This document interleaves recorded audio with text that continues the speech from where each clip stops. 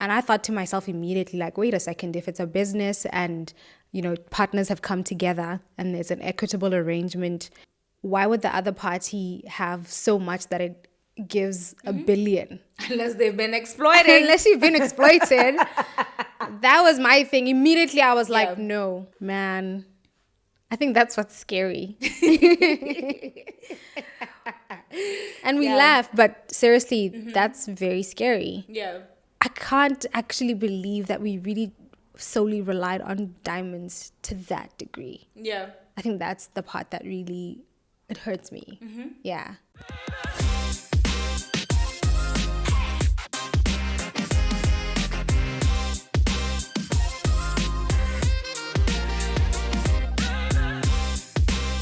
The sapiosexual platter.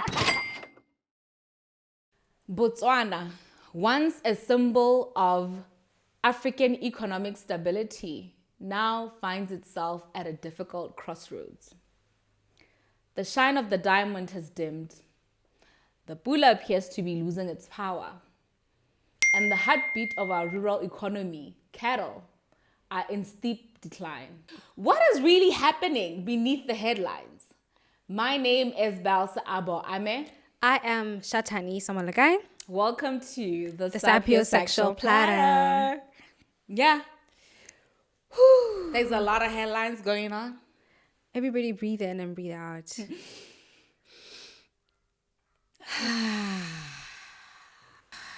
Yeah, there's a lot going on. Yeah. I've been avoiding this topic. I think Are you crying? No, I'm not crying. But I think I think it's been one of those topics, like addressing the change that's taken place in Botswana. Yeah. Where I've just been an observer, watching, obviously when we had the new government come in, we did a video talking about the surge of energy that had taken place and it's new times, and it was presenting very hopeful. I don't know if it was presenting hopeful. I knew it was a surge of energy. I just didn't know if it was dark or light. I personally had a lot of hope. I'll okay. admit that I personally had a lot of hope. Yeah. And it looks different. Yeah. And it looks different in a way that you can't ignore. In a way that I think it would be irresponsible not to lend a voice. Just to watch and to see and think over time things will change. Yeah. I'm hoping this conversation, maybe our dialogue may spark something. Yeah.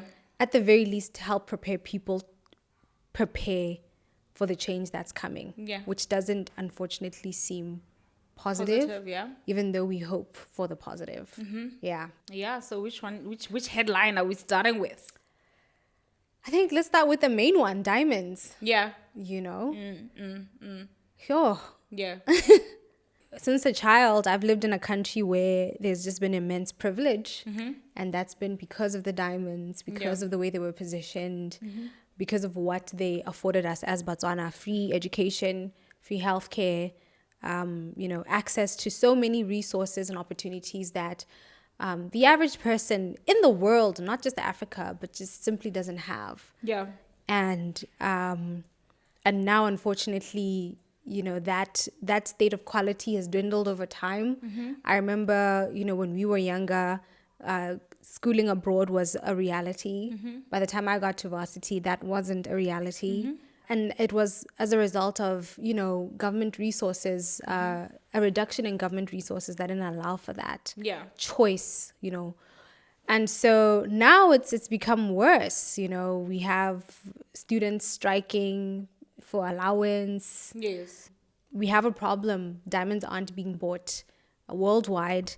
They're competing with synthetic diamonds. And recently at a BNF, Botswana National Front Congress, the president spoke about the pressures that the country is experiencing in relation to sale of diamonds and, various statements made about the relationship that we have with De Beers and around the agreement made. Yeah. And I think it left us all with more questions than answers. Yes. Certainly without real clarity around to add on to what you're saying, the headlines and what the topic of conversation has been across the country has been how the president, I think speaking at Lesotho and then also speaking at a BNF Congress. BNF is the party that the current ruling party. Yes. No, the current ruling party is UDC. Was UDC, sorry, yes, which is made of a coalition of several parties or different parties. Including one of them BNF is BNF and AP. Yes, and BNF is the one that is led by the current president. So now the current president basically, gave De Beers a deadline to say by the 31st of July, you should have sold some diamonds. Basically, that's been the conversation in the country that, okay, you've given people the task to sell the diamonds, and if they don't sell the diamonds, we're going to sell them for ourselves. Mm-hmm. How is that even going to take place? Man, I think that's what's scary. And we laugh, but seriously, that's very scary. Yeah. How is it going to take place? What is the plan? Yeah. Mm-hmm. And I think what's sad is that I can't actually believe that we really solely relied on diamonds to that degree. Yeah. I think that's the part that really, it hurts me. Mm-hmm. Yeah. Yeah. Mm. And who do you think is the responsibility of, or like, how did we end up here? All of us. I think we're all to blame. Mm-hmm. I think we just never took it seriously, the issue of diversification. Yeah. And I played my part. Honey, I introduced the whole makeup industry. Well done to you. I played a part. I diversified the economy. So I wouldn't take that up on my shoulders that I didn't play a part. Yeah.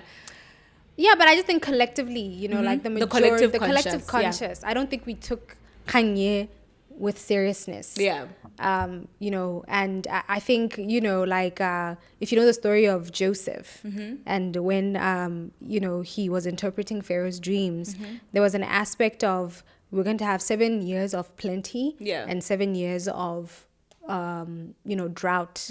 And during the 7 years of plenty, it's incumbent upon you to save for the years when there's nothing. So I think the other disappointment is it seems as though there was never any savings towards the years where there wouldn't be favor in the diamond market for sale of diamonds. I think there was, though, because don't we have like reserves outside the country, and then we also have all these pension funds that they're always taking money for government employees to be investing outside the countries and stuff. Yeah, but I think savings, I don't know. I think the what I expected isn't, the level of tapping into those resources demonstrates to me that there's almost nothing. And I don't know. I get it. I feel a sense that there wasn't saving.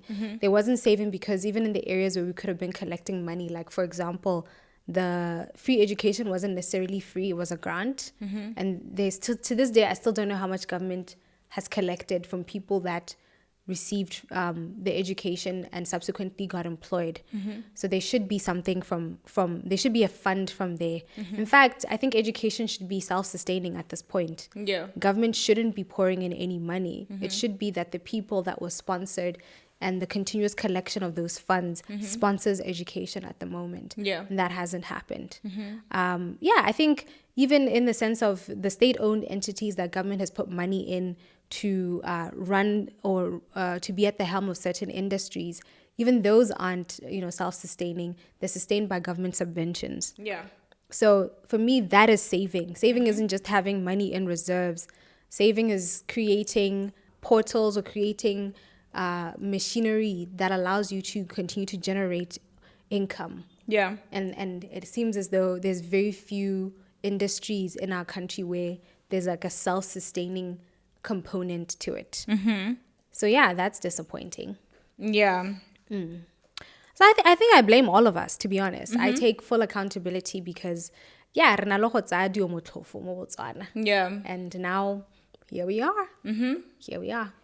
It's quite interesting, and it's quite crazy times. I think when you just also look at the current affairs, one of the biggest points of conversation also is just how the UGC coming in, or the party that is in power, represented that hope that you spoke about, and also just a new way of doing things, And I remember that previously, the former president Masisi had a moment where he was upset with the De Beers. Yeah. And he was calling them out. And the whole country was in a ruckus. They just felt like, oh, he misspoke. He shouldn't have said things. Yeah, the way they thought that he had said. the wrong posture. Yes. Yeah. About what he was saying. And everybody critiqued him for that. Yeah. But nobody really took time to really just understand why somebody acted in such a radical manner. And then now, interesting, different parties. One was BDP, Botswana Democratic Party, and then the current is UDC, Umbrella for Democratic Change.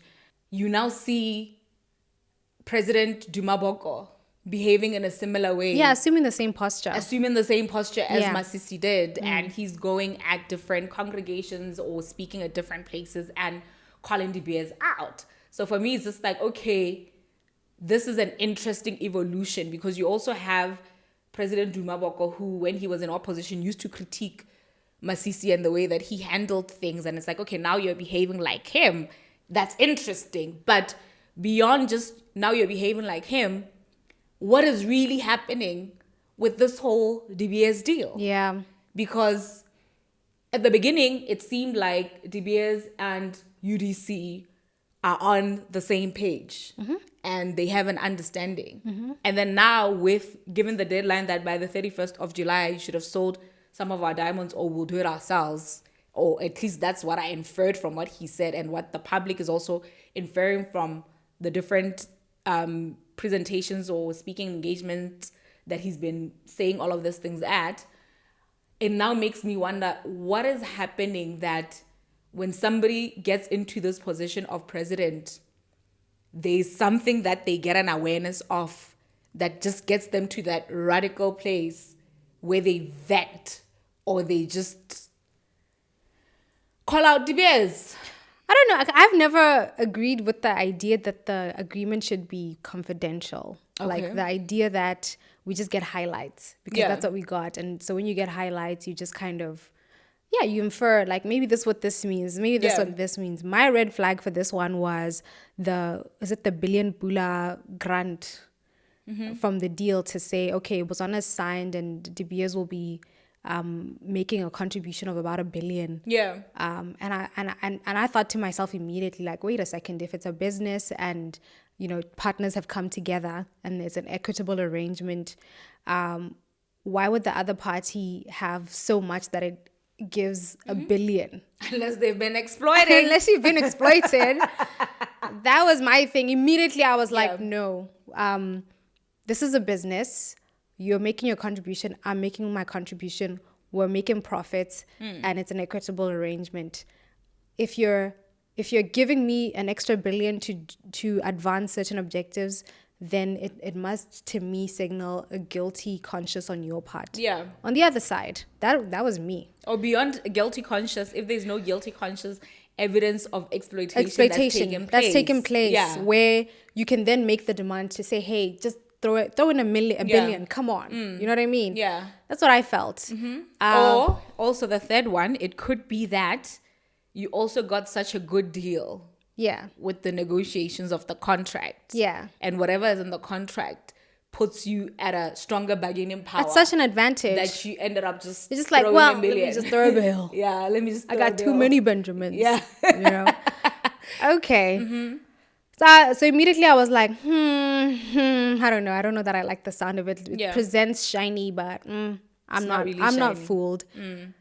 And then of course you saw them going to Las Vegas, to sell the diamonds Yeah. for our sales, which I loved actually. Yeah. I wish that more Botswana would have been involved in that. Yeah. I liked it. I liked However, I didn't like the posture that was assumed in selling it. I didn't like the angle of it. Because when they were selling it, I think the president spoke about how these diamonds are supporting communities. So it just always feels like Africa, when we have to convince other countries, we have to do it from a place of help us, aid us. If you don't buy these diamonds, communities are going to die. And it's just like, I don't like that posture because I feel like tell people what the value of them buying diamonds is going to be in their lives, Yeah. as opposed to a cry for help. Yeah. So I like that they went out of their way to go and sell the diamonds themselves, but I'm like, that is not a powerful story enough to use to sell the diamonds, to say, oh, they support communities, when you look at what's happening with the world and how countries are removing aid from Africa. Yeah. America has started, and recently UK also is in conversations about removing aid from several countries in the world. So Yeah. if you take a posture of you're buying diamonds to aid us. Yeah. Make it make sense. Yeah. I agree with that. I think the diamond as a commodity is strong enough to be sold without the story of hungry children. I think it's a luxury item. I'm also still baffled by the whole the pressure and the shift, because I think that if you're a wealthy person and you're a multi-billionaire, you want the real thing. So I'm still assessing. I'm still trying to understand how it is that synthetic diamonds can really quite realistically replace that, especially because they say that the number of billionaires in the world has increased over time. Yeah. So there's a lot of buying power. Yeah. So I think there's a lot of manipulation taking place that I'm still to understand. I still need to understand. But all that to say, we liked, and that we props to the Botswana government for taking that stance. Our plea would be we need to continue doing that, but I think we need more Botswana on board in terms of the strategy around the sale of diamonds, respectfully. Yeah. But yeah, we've come to this place where it's clear that threats are being made. There's likely to be no money in our government coffers to continue to do basic things like even just pay workers. Yeah. And my worry is, guys, do we understand this communication? And are you prepared for it? Never mind the political talk, never mind all of that. But I hope that you are understanding for yourself at a personal level and as also families what this actually means. Yeah. Do you think people know? Do you think people are getting the communication? I don't know if they're getting the communication, because understanding in our country needs a lot of work. But I know they're feeling it, because people are feeling the pinch of where the economy is. I mean, we're downsizing soon. Yeah.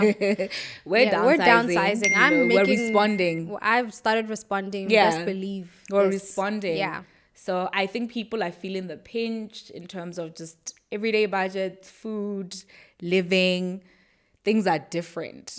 But I don't know if understanding is there. And I don't know if Botswana people are objective people, because I think as a nation we're so tiny and we've become so politicized that people are unable to critically analyze what's taking place with the economy without politicizing it.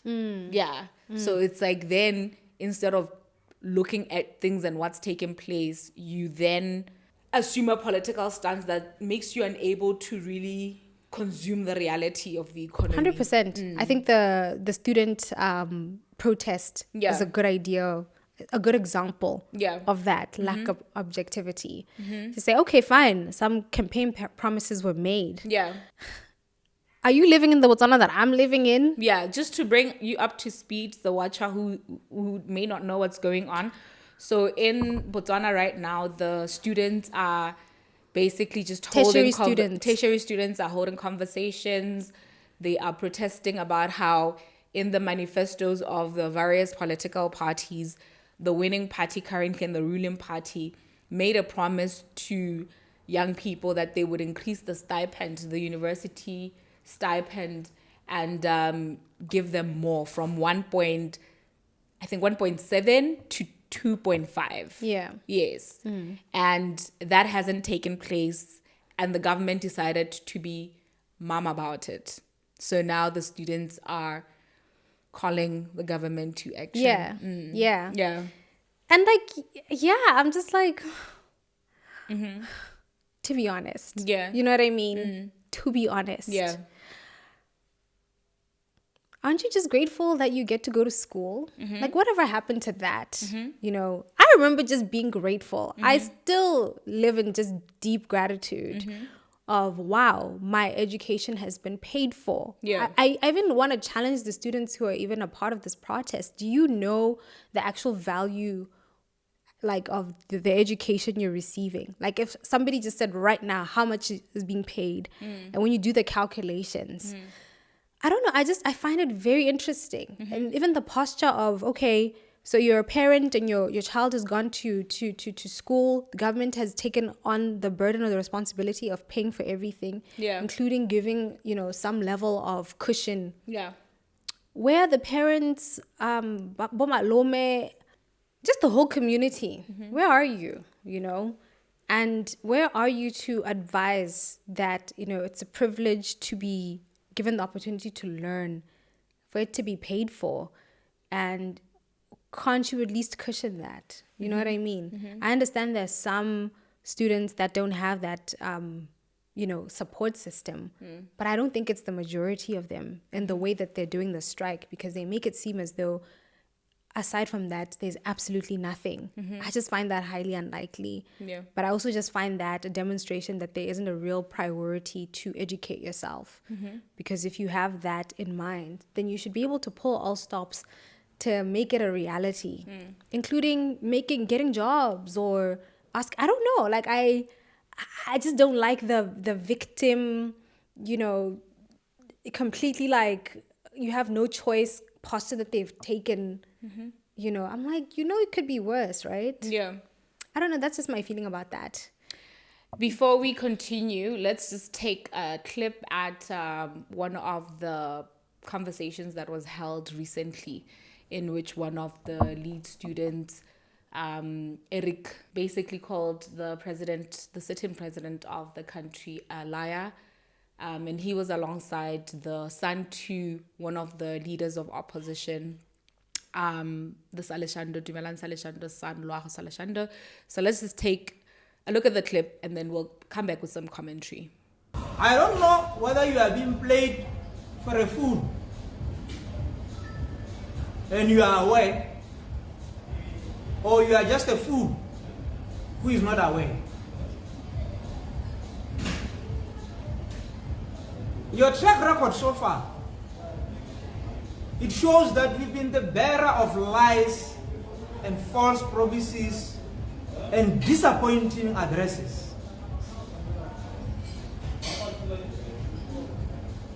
Whenever the government tries to manage PR and the narrative Kakanya 2.5, you are the one who dishes all these falsehoods. And there is a disturbing narrative right now where Minister Maele is failing with the issue of 2.5. I do not believe that the cabinet or the government has given you the 2.5s watente modest beginning kana wajela or whatever. I believe that is the failure of the government. However, on the ground, it appears as if when I know you are not doing your job, there are those within the UDC government who are busy crying and say, Maile out, where is 2.5? You are going to be a scapegoat. You're going to be used as a scapegoat of the failure of your government. Be aware of it. If you are not, then perhaps it will not be far from reality that you are not an honorable minister, you are a foolish minister. Don't be the bearer of disappointing news. Don't be the bearer of lies. Yeah, as you can see, very interesting times that we are in. I think to the young man, Mr. Eric, I will just say to you that if next time you are going to insult an elder and call them a liar, you should do it with Your chest. yeah. Yeah. You should do it with energy. Okay. Don't be a coward about it and Look left and right. Look around and just do that. I think it's not in our I know it's not in our culture as Botswana. Gora mogolo o re o maaka. I think there's a way that you could have better said that, because you also have to respect hierarchy. And in the jungle of it all, he is the lion, and that's why he's called the great lion. Tau e tona. So tau tona. So have respect. But I would say I'm a bit on the student side here. I don't think it's a matter of the money per se. I think the money is just the face of the conversation. Yeah. Yeah, it's the face of the conversation. I think the conversation is more a conversation of integrity, and how currently the way that the government is handling the promises that they made lacks integrity, because there isn't any acknowledgement of, yes, this is what we said. And mind you, the students, the reason why they are in the stance that they are in is because when you look at the win of UDC and the force behind it, they say it is the Gen Zs. Yeah. So if the Gen Zs are the ones that voted, and they voted to put UDC in power, and they were also radical, as you had the young man, he said that he campaigned for UDC, and that's why he's even touched, because his fellow students like him are calling him a liar. I just think it's an integrity issue to say the foundation of the UDC's manifesto was money driven. It wasn't just the students, it was the elders, to say we're going to give elders an increment in the money that they receive. They said they're going to increase the salaries, and they said they're going to increase student money for young people. And they were saying this as the ethos of BNF being the party for the president, because BNF is very communist in its nature. So they wanted to say, we're going to share into this wealth that this country has. Yeah. And in sharing into this wealth, we're going to increase money for all different age groups. I think the difference with the student age group currently is because they are Gen Zs and they are radical. It's not like the elders are not complaining that they're not getting their money yet. It's not like the people that had been promised that the monthly salaries will increase to 4,000 people are not complaining. I think the nature in which they're complaining is an influence of the generations they grew up under. The elderly generation, they grew up under a generation they must keep quiet a lot of the times. The generations that follow after them, after the baby bloomers, as the millennials and the ones before, we live in a culture where we're taught don't complain, be quiet, be modest. So that is why our approach is very silent to it. We're very understanding. We know how to be malleable and say, okay, it's because the situation, there's no money. It's because there's da-da-da-da-da-da. Whereas with the Gen Zs, they don't have that. They are very radical. They know their rights, and they would say, we stood by you because you said this to us.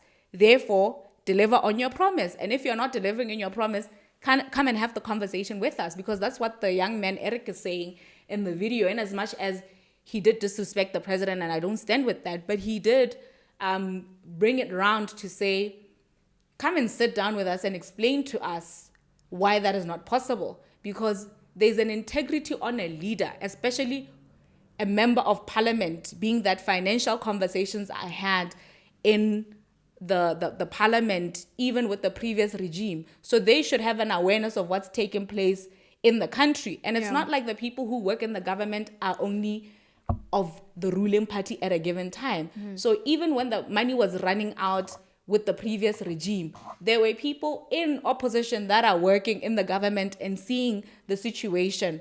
So when you then create a manifesto, which is a vision of where you're taking the country and your promise to the people, and that's why they vote you into power, you can't do it void of the reality of the situation. Because now the stance that UDC would take would be like, oh, we didn't know the reality, the financial reality on the ground. And it's like, no, but it was the buzzes, there was the conversation. The diamonds haven't been selling. As you lay the foundation, previously, other generations could study abroad. We started seeing the decline with our cohort that we can't go and study abroad as the other ones did. So it's been telling for so many years. It's just that we were not acclimatizing ourselves with what is taking place. And it's the responsibility, if you're going to put yourself in the political front line, to be very informed about what's happening economically in your country.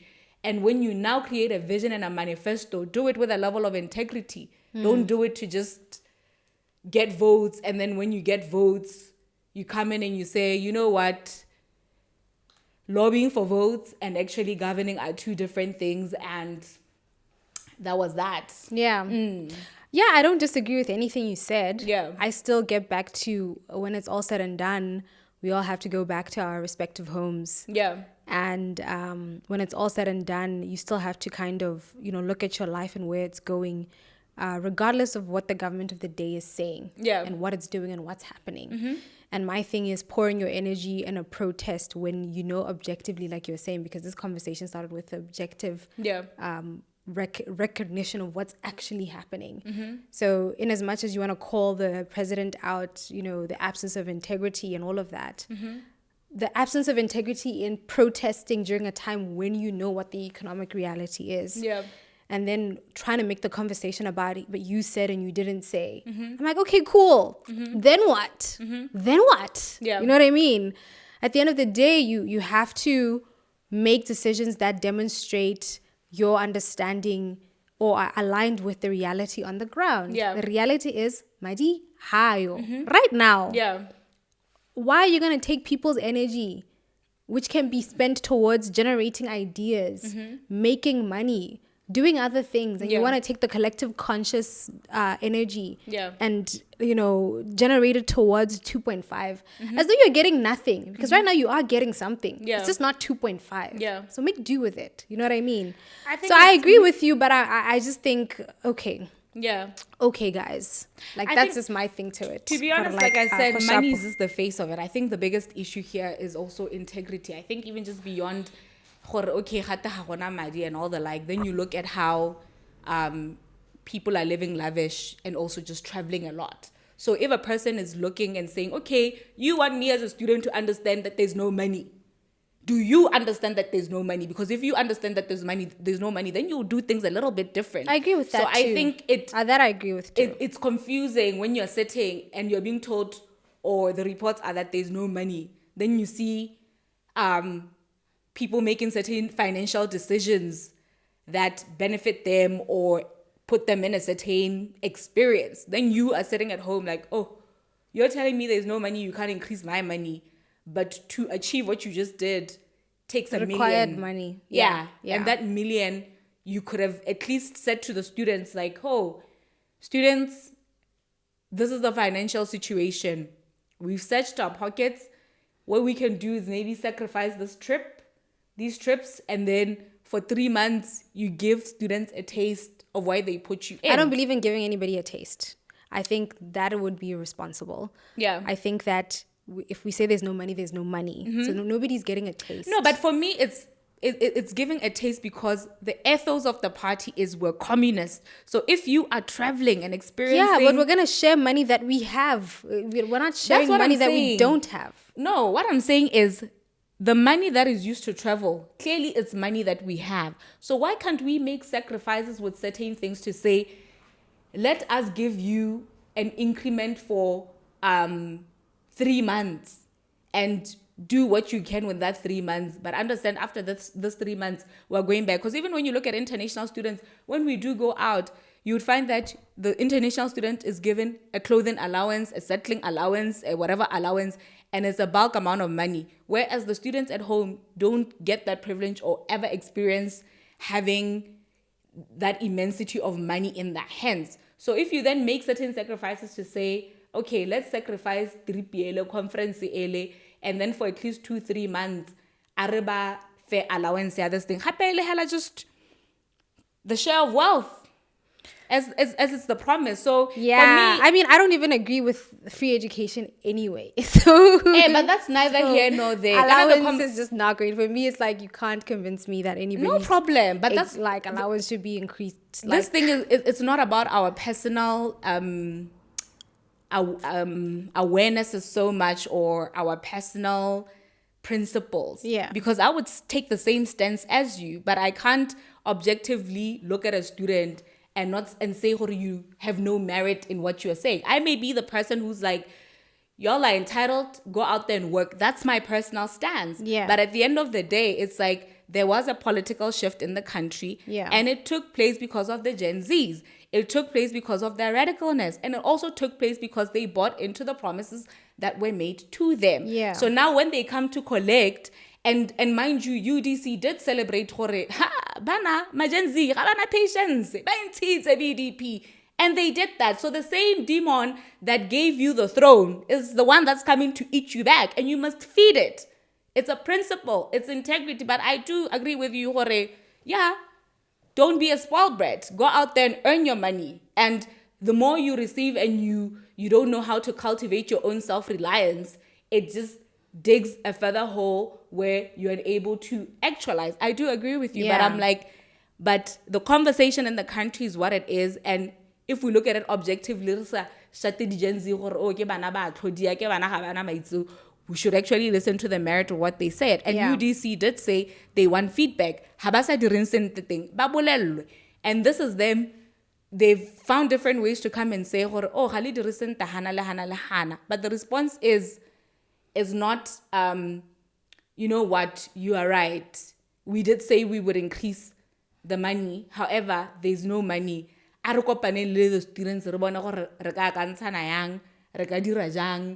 and consult them, you know, not to just talk down on them and be like, keep quiet. Yeah, no, I agree. I agree. It's a tough one. It's tough. It's a tough one. And I think for me, like I keep saying, we're at a critical time. Yeah. And I think all parties, you know,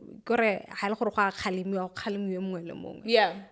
on the government leadership side, you know, there's a shortfall. Yeah. But even on the side of expectations, to the extent that we contribute to this problem, we can't be posturing ourselves as people who just merely demand, devoid of the reality on the ground, as though you don't see it. Yeah. Where do you expect it to come from? And how is it that you get to demand when you don't generate? Yeah. Because that's Botswana and all of us for a long time. Yeah. In terms of your contribution to the bottom line of a company, of the nation. Yeah. It's like, I don't know if it's negative something percent, but the demand is so high. It doesn't correlate with your contribution. Yeah. So you just think about what's your student's contribution to the bottom line. At this point, it's zero. Like, let's be honest, right? So you surely can't be at the forefront of the demand, notwithstanding the political realities that you've mentioned out and stated so like eloquently, and I agree with. So I'm like, in terms of moving forward, and this is why we wanted to have this conversation, we're moving forward. What do we do? You know, and for me, I'd be like, yo, change the posture. This is not going to help you. This is not going to help anyone. That's my personal perspective on that. But yeah, so it's the 2.5, and then government has actually requested that we submit ideas for changing things. They've introduced the Botswana Economic Transformation Program. The idea is, you know, log in, put a proposal. If whatever board they've put together likes it or believes that it's financially feasible, then there will be a huge investment towards making it a reality, just so that we can... No, but say it correct. They said submit ideas at a non-financial obligation. Yeah. And then they take the idea... They don't make an investment. They said they're going to call different stakeholders that can make that idea happen. Yeah. So that would be the investment. Yeah, but I get people would assume that you mean financial investment by saying investment. Yeah. So there's no compensation for these ideas. You're just called, please submit ideas. Yeah. So I mean, initially when I saw it, I thought, whoa, awesome. Then I went on the website and then I realized... maybe I'm wrong, but I thought we should actually even call them. I realized the idea is to have me as Chetani send my business idea to say this is what I think can work in Botswana's favor. And a board whose names I don't know is going to go through it.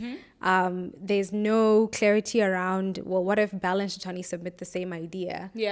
You call both of them and say, hey guys, we like your idea and we think, you know, it's part and parcel of the same thing, even though there's a little bit of a distinction between, and so let's work together. And, you know, I don't know, like there's just a lot of IP red flags for me for that one.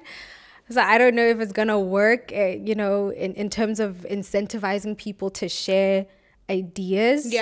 Because if you have an idea, you know, it's money. Yeah. And so, yeah, let's actually call them and ask them what the plan is around that. Yeah, as you're calling them, I would say it's quite a double standard. Also, back to our conversation about the students, that as humanity, and also just leading from our conversation about different types of wealth. Yeah. And how there's monetary wealth, there's intellectual wealth, and all the like.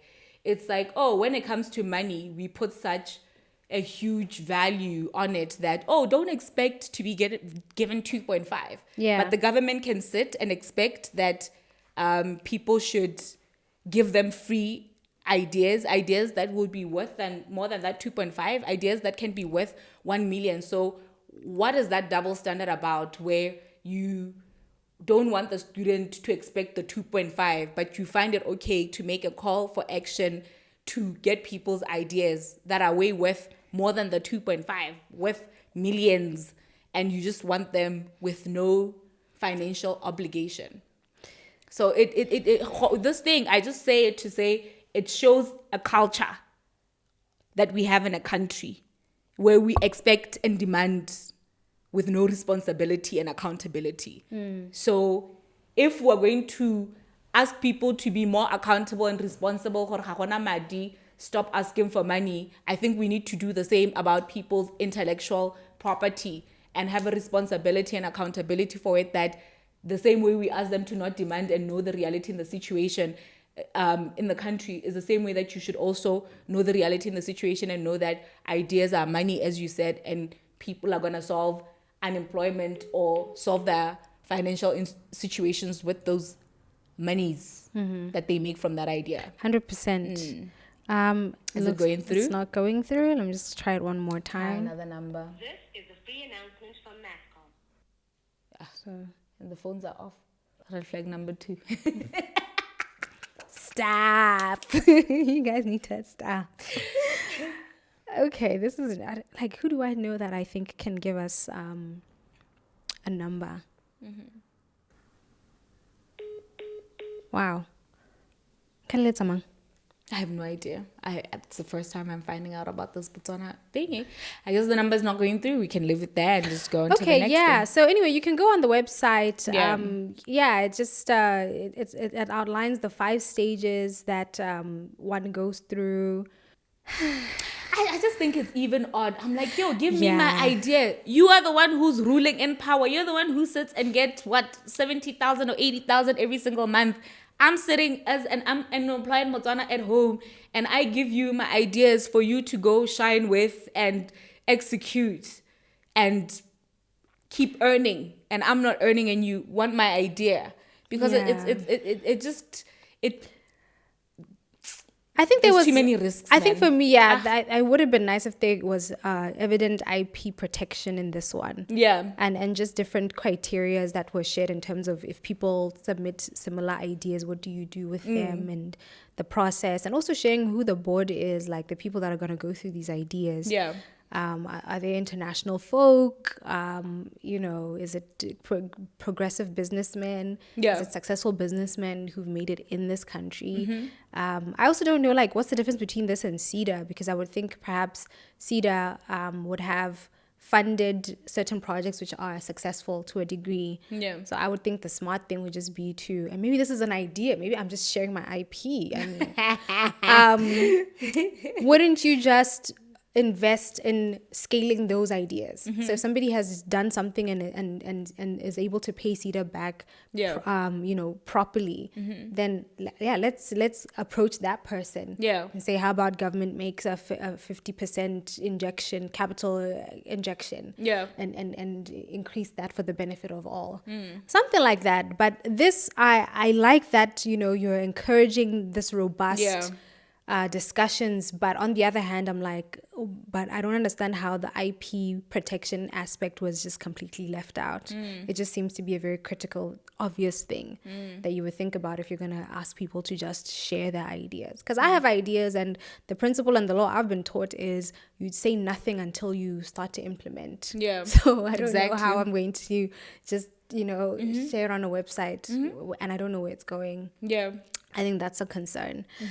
So yeah, and then we have the issue of cattle. I don't know if it's an issue though, but I think the president did make a remark about how at this rate we may end up actually importing cattle, which is quite problematic because if you know Botswana Importing meat. Than importing cattle. meat, sorry, Yeah. thank you. Importing meat, which is problematic because if you know Botswana's history, you know that there was a point where we actually had more cattle than people. Yeah. So again, another area where I'm like, hey guys. Yeah. Guys. It's concerning Yeah. to say that Yeah. at some point we can be importing meat. Yeah. Yeah. It is concerning. It's interesting. When you look online and you look at the headlines in the newspapers, some of the Botswana they're saying, "Hore, kana me there was a time when we import cattle to come and crossbreed with Botswana cattle. I think they had shipped cattle from Texas or something of that sort with the previous regime. And Botswana went on an uproar that should that be the place where we're spending our money? Should you be bringing cattle all the way from Texas when we have our own cattle? And I say this to say, to your point about developing understanding, because that's the whole aim of why we're sharing these conversations, that let's be informed, let's participate. And when we participate, let's participate from a level of understanding where we've actually taken time to know and to strategize so that when we speak, we are very well informed. You had Botswana go on an uproar, we have cattle already, why are you bringing in more cattle? And then it's interesting now, the times have changed and the conversation comes to, oh, the cattle has run out from having a population of cattle That more than exceeded the people. Yeah. Yeah. Now we just have very little cattle, and we're also moving to a point, if we're not careful, where we would be importing meat. And when you look at GDP and what influences the GDP of the country, it is diamonds, tourism, And cattle. So Yeah.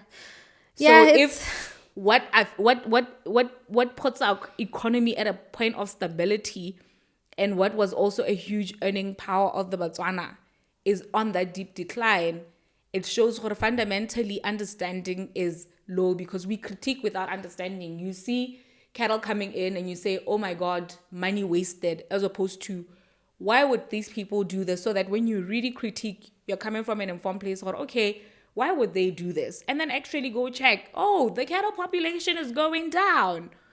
Oh, okay, they're trying to create a hybrid. Yeah. You know, the Botswana cattle, which is very well celebrated in the world, the Texas one, which is also highly celebrated in the world, the fusion of the two can give us something, and we're innovating our cattle. We're innovating that thing that our economy is so deeply reliant on.